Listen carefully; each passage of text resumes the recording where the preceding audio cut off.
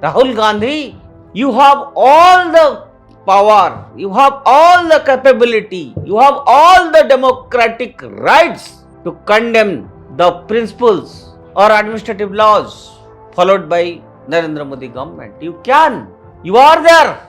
एक और वो प्रधानमंत्री मोदी की आलोचना के नाम पर सेना की वीरता पर भी सवाल उठाते हैं। सेना पर सवाल उठाते हो, उनकी वीरता पर प्रश्न चिन्ह उठाते हो। क्या ये देश, इस देश की सोच आपके आर्गुमेंट को मानेगा? I don't think so.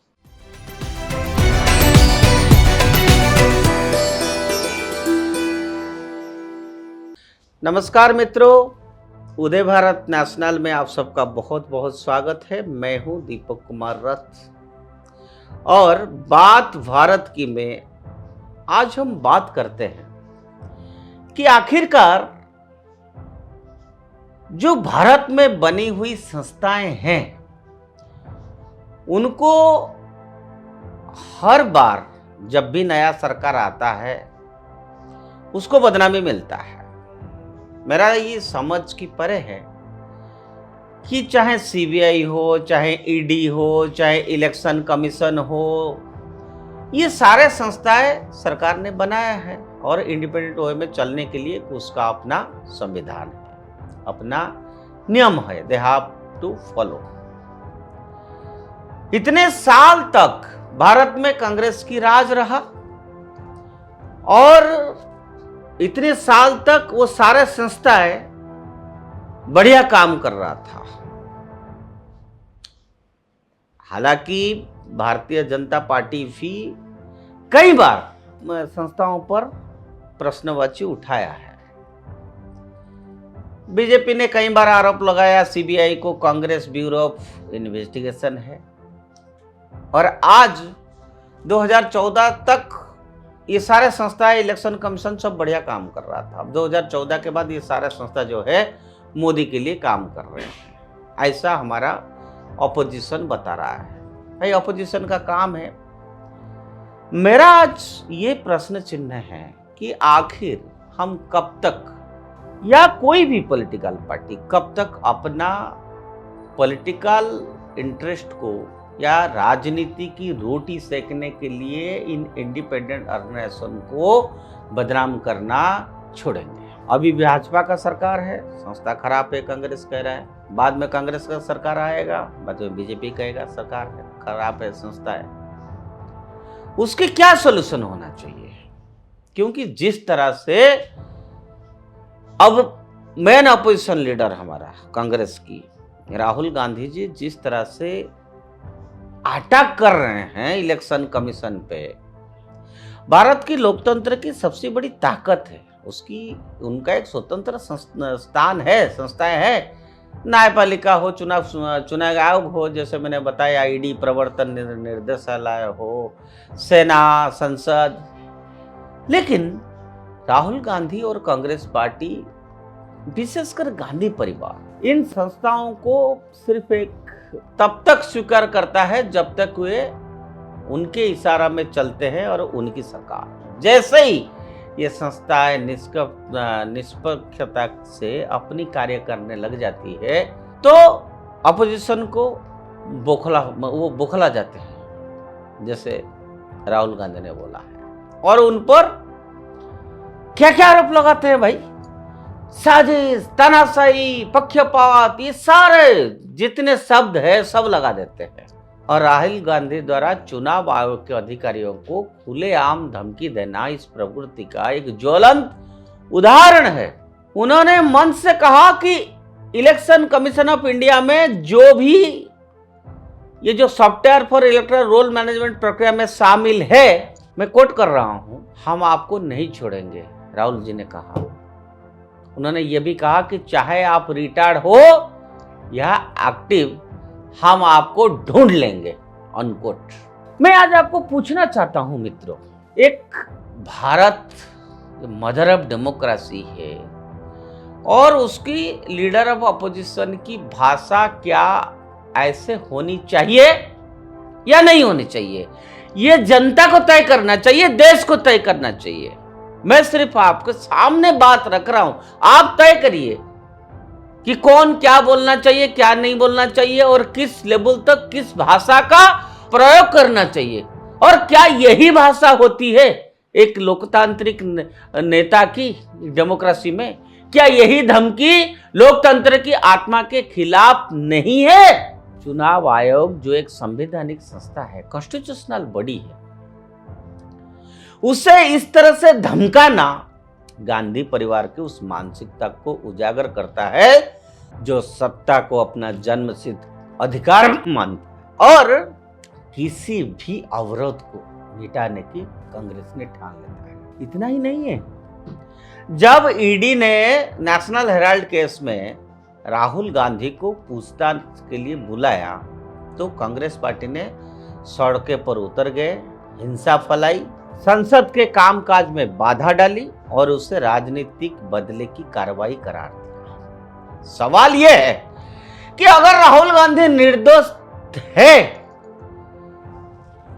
तो जांच से क्या डर है भाई?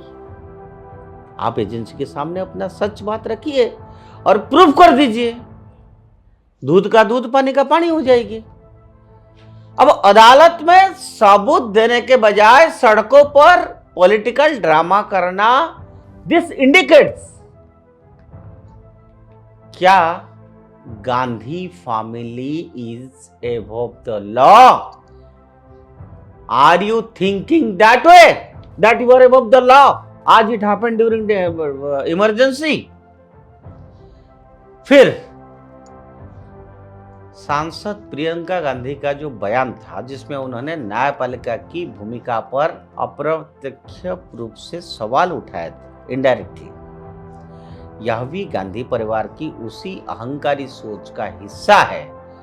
उनके लिए न्याय केवल तभी मान्य है जब तक वो उनकी पक्ष में हो, अन्यथा जजों पर दबाव, फैसलों की निंदा और यहां तक कि न्याय प्रणाली की मतलब रिलायबिलिटी जिसको कहते हैं, विश्वसनीयता पर भी आप प्रश्न चिन्ह लगाते हैं। यही अपोजिशन की मानो एक आदत ही बन गया है, हद हो जाता है भाई।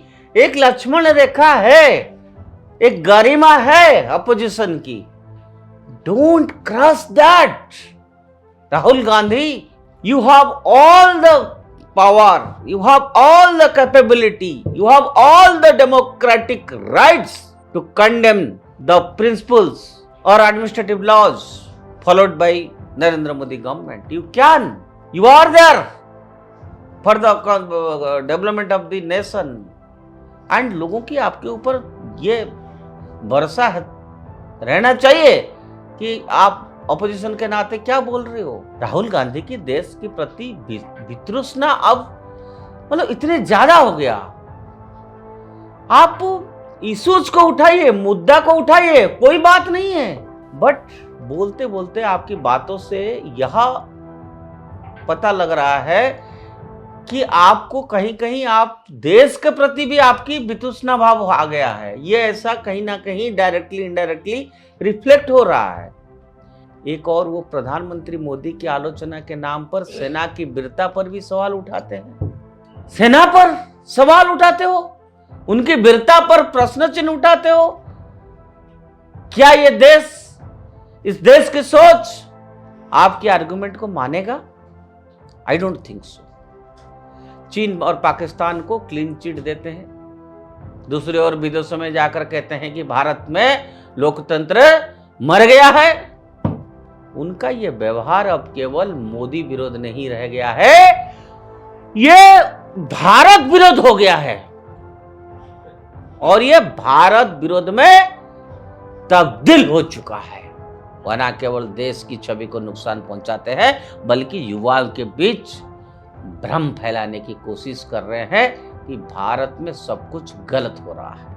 कांग्रेस पार्टी जो खुद को स्वतंत्रता आंदोलन की विरासत बताती है, अब सत्ता के लिए इन कदर उतावली हो चुकी है कि वह देश की संस्थाओं को ही बदनाम करने के लिए इस तरह से भाषा का प्रयोग करोगे, इस लेवल तक उतर आओगे।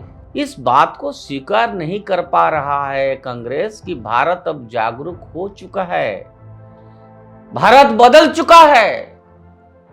युवा भारत आपकी बात को सुनने को राजी नहीं है और उसका प्रमाण यह है कि एक के बाद एक जनता आपको नकार रहा है। आगे बिहार का इलेक्शन है, इसलिए आपको सोच समझ के बयान देना चाहिए, मुद्दा को उठाइए। देश के लोग वंशवाद, विशेषाधिकार और झूठे नैरेटिव के पीछे नहीं भागेंगे। कितना बना लो नैरेटिव। राहुल गांधी और प्रियंका गांधी को यह समझना चाहिए कि संस्थाओं पर हमला करना ना तो राजनीति है, ना ही नेतृत्व है। कांग्रेस में बलिष्ठ नेतृत्व की बहुत उदाहरण है।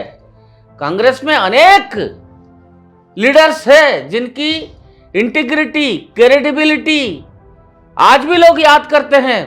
ये तानाशाही की ओर जो आप बढ़ने का मतलब ऐसे लग रहा है कि तानाशाही की ओर जैसे आप बढ़ रहे हो, इसके संकेत दे रहे हो आप, जिसे भारत की जनता कभी स्वीकार नहीं करेगी। भारत अब गांधी परिवार की निजी जागीर नहीं रहा है, ना रहेगा भी। जब कांग्रेस पार्टी ही गांधी परिवार का जागीर नहीं बन पा रहा है तो इस देश कैसे बनेगा। ये एक सशक्त लोकतंत्र है। ये it has become a powerful democracy. You must realize this. You are educated in a good university. Why don't you understand? यहाँ कानून सबके लिए समान है और होना भी चाहिए, चाहे सरकार किसकी हो। ये बात हम कर रहे हैं, चाहे वो कोई आम नागरिक हो या किसी पुराना प्रधानमंत्री का वंशज हो। मैं याद दिलाना चाहता हूं, इमरजेंसी के पीरियड में कॉन्स्टिट्यूशनल बॉडी को किस तरह से कांग्रेस यूज किया था, उसका दोबारा रिपीट करने की जरूरत है क्या? और वही इमरजेंसी आज भी इतिहास में लिखा हुआ है। सबको पता है कि इन इंडिपेंडेंट ऑर्गेनाइजेशंस को आप किस तरह से यूज किया था और आप आज सेम बात रिपीट कर रहे हैं। जरा अपना गिरबान में झांक के देखो ना। जब आप दूसरे को उंगली दिखाते हो, एक उंगली अपनी तरफ भी होती है। जिसका घर कांच की होता है वो दूसरे के घर पे पत्थर नहीं फेंकते, पत्थर नहीं फेंका जाता है। कोई दूध की धुला हुआ नहीं है राजनीति में, कोई नहीं है। मैं कह रहा हूं कोई नहीं है, पर इसका मतलब यह नहीं है कि आप खुद जो है ऐसे ऐसे कांड करोगे और दूसरे को नसीहत दोगे कि देखो ये ऐसे कर रहा है। भाई आपने तो सारा कर चुके हैं इतने सालों में, पूरा दस्तावेज है, रिकॉर्ड है, सब कुछ किया है आपने। जो आज आप बता रहे हैं गलतियां प्रेस कॉन्फ्रेंस करके, वो सारी बात क्या कांग्रेस सरकार नहीं किया है? क्या इस देश को, जनता को ये पता नहीं है क्या? राहुल जी, आपको गुस्सा जरूर आता है, मुझे पता है। गुस्सा क्यों आता है, उसके पीछे क्या कारण, यह भी पता है। लेकिन कहा जाता है कि अगर बुखार होता है ना तो दवाई खाने से बुखार ठीक होती है। आप दवाई नहीं खा रहे हो, दवाई जिस बोतल में रखा है ना उसको चबा रहे हो, कहां बुखार ठीक होगा? आप संस्थाओं को सम्मान करना ही लोकतंत्र का सच्चा पालन है। आपको लोकतंत्र को अगर आप सम्मान दे रहे हो, कॉन्स्टिट्यूशन को लेके हाथ में घूम रहे हो, तो पहले इस देश ने बने हुए इंडिपेंडेंट बॉडीज को सम्मान दिए हो, क्योंकि इसको नरेंद्र मोदी ने नहीं बनाया, भाजपा ने नहीं बनाया, इसको इस सरकार ने बनाया, देश ने बनाया। ये कल आपके पास था, आज बीजेपी के पास है, यही सस्ता है, फिर कल आपके पास आएगा। और यही बात जो मैं आपके लिए बोल रहा हूं, अगर ऐसा गलती बीजेपी करेगा तो सेम चीज, सेम आरोप बीजेपी को भी जाएगा। और आप इन्हें डराने धमकाने की संस्कृति, ये कहां की संस्कृति है भाई? आप डराना धमकाना, जब हमारा सरकार आएगा हम आपको अंदर भर देंगे, हम आपको ये कर देंगे, वो कर देंगे, ढूंढ के निकाल देंगे। ये नया भारत है, कोई नहीं डरने वाला है। चिल्लाने से कुछ नहीं होती है। भारत चाहता है कि अगर रूलिंग पार्टी गलती कर रहा है या कोई इंडिपेंडेंट ऑर्गेनाइजेशंस गलती कर रहा है, उसको तरीके से नसीहत दीजिए। इस हद तक इस भाषा में नहीं, ये देश उसको एक्सेप्ट नहीं करेगा। आज के लिए इतना। उदय भारत से जुड़े रहिए। वंदे मातरम।